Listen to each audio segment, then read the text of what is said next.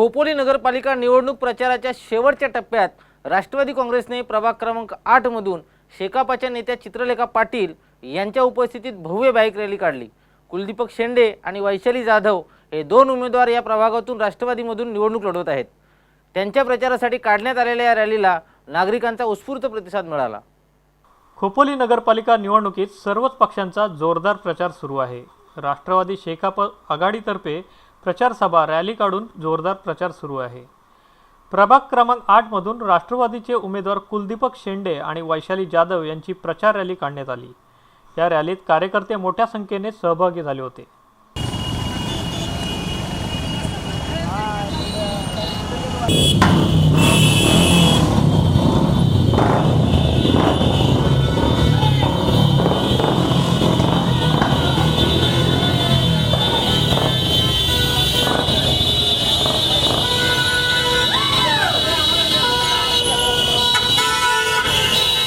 यावेळी कुलदीपक शेंडे यांनी चिंचवली आणि हाळ परिसरातील शेतकऱ्यांच्या जमिनीवर आरक्षण पडले आहे। या शेतकऱ्यांना योग्य मोबदला मिळावा किंवा आरक्षण रद्द व्हावे यासाठी आपण शासन दरबारी प्रयत्न करणार असल्याचे सांगितले।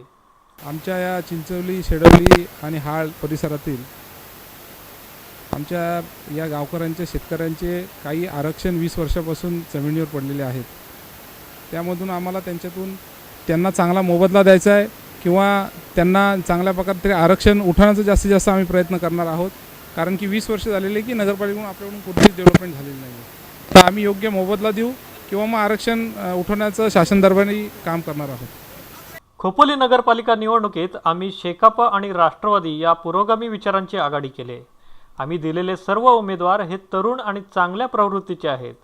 लोक नक्कीच या उमेदवारांना स्वीकारतील आणि निवडून देतील। त्यामुळे खोपोलीत आघाडीचीच सत्ता येईल असा दावा शेकापच्या नेत्या चित्रलेखा पाटील यांनी केला आहे।